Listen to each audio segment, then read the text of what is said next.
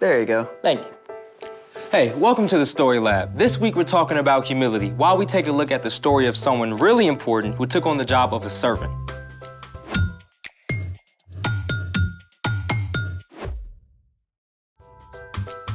Hey, I'm Carter. And I'm Zeke. We're talking about humility. Which is putting others first by giving up what you think you deserve. I think you should go first and tell everyone what we're doing today. Oh, I couldn't possibly. You first. No, you. No, you. You. This is ridiculous. Agreed.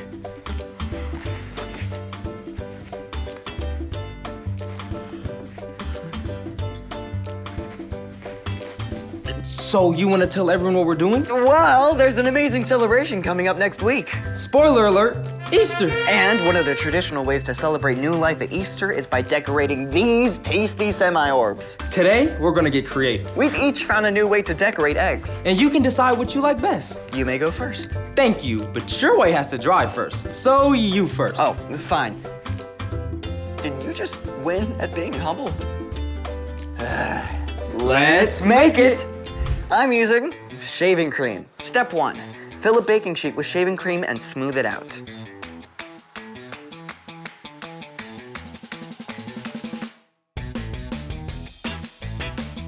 Step 2, drip food coloring all over the cream. Lots of food coloring. Then swirl it around with a toothpick.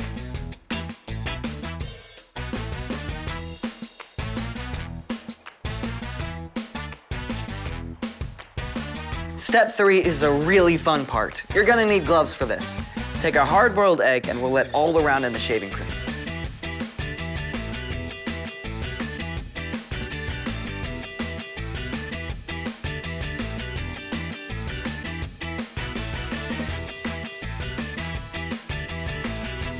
Make sure they're completely covered.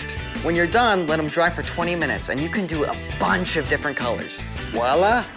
Okay, so those may turn out kinda cool. But while they dry, let's try my way.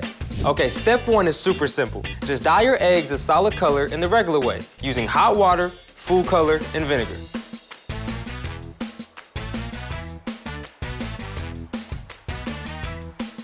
Now we get to the fun part. Step 2, fill a small bowl or container with 1 inch of fresh water.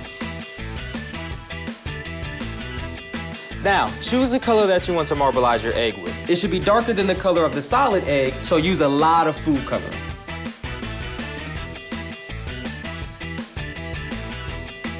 Step 3, add 1 tablespoon of olive oil and stir it gently to create swirls and bubbles.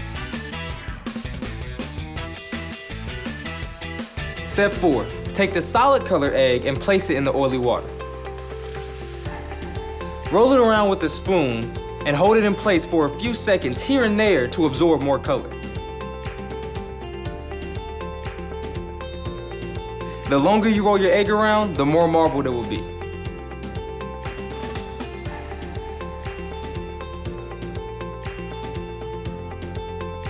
You know what, now I want to take them out and kind of just mix up the colors and just try to see where that goes.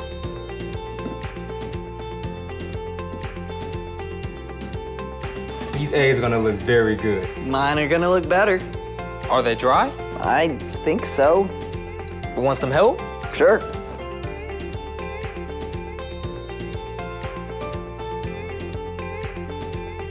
It's like an archaeological dig. What lies beneath? Ooh. That is pretty. Look at this.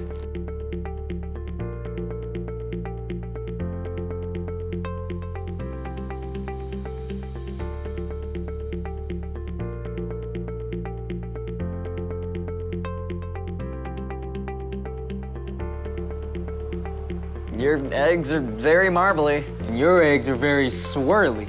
What do we do with them now? They're just for decoration. Maybe an egg throwing contest? Or not. It's time for The Story Before the Story. Today, we're in John, the 4th book in the New Testament. But before John, in the very beginning, out of a deep, deep love, God made an amazing world. But when people turned away from God, the world was broken.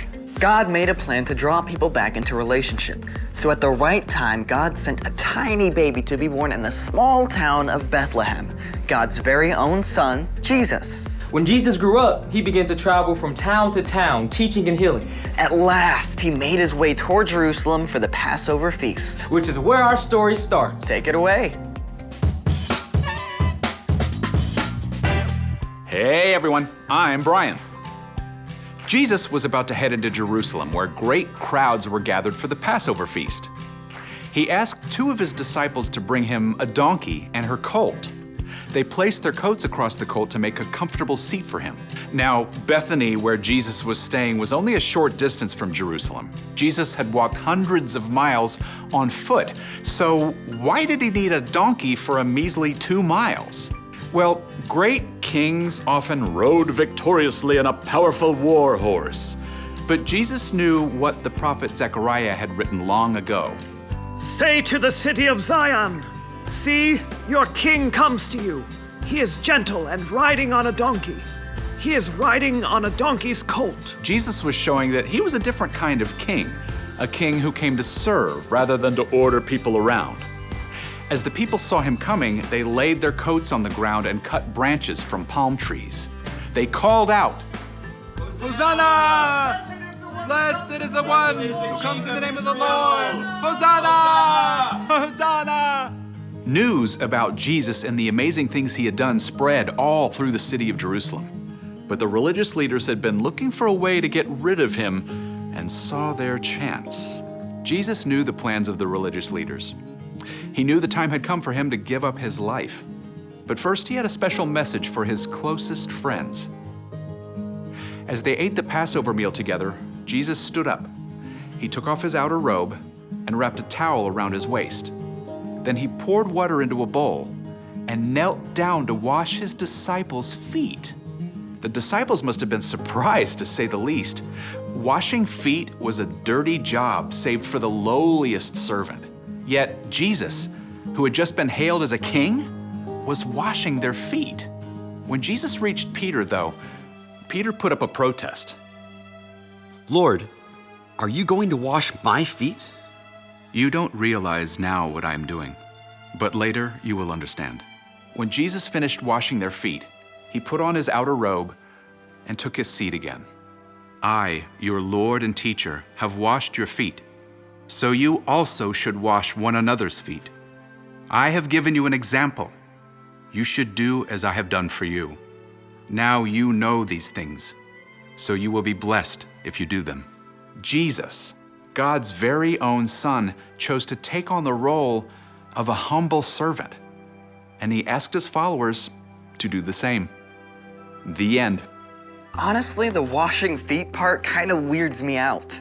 Yeah, it does seem kind of odd to us now, but with walking dusty, dirty roads, washing feet when you arrived at somebody's home was super important. Yeah, but Jesus didn't actually mean for us to go around taking off people's shoes and washing their feet, right? Well, that's just one way Jesus put others first. The important thing Jesus wanted us to hear is that we can set aside our own wants and needs to show love to others. So, what's our part in the story? Well, maybe it's your brother's turn to unload the dishwasher, but you choose to do it for him. Or you can tell your teacher is feeling really overwhelmed, so you use your free time to help clean up the classroom. Last week I got this brand new game I was super excited to play, but then my dad got home with a giant load of mulch to spread on the flower beds, so I put off playing my game to help him. Yeah. See, if you keep your eyes open, there are opportunities all throughout your day to put others first. And you don't actually have to wash their feet to do it. That's good, right? I'll see you next time.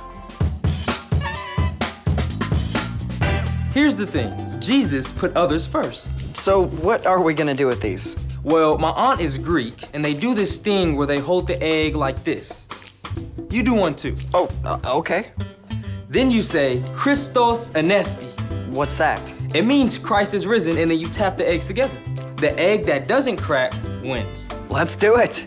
Christos Anesti. Ooh, I win. Your egg just cracked. my turn.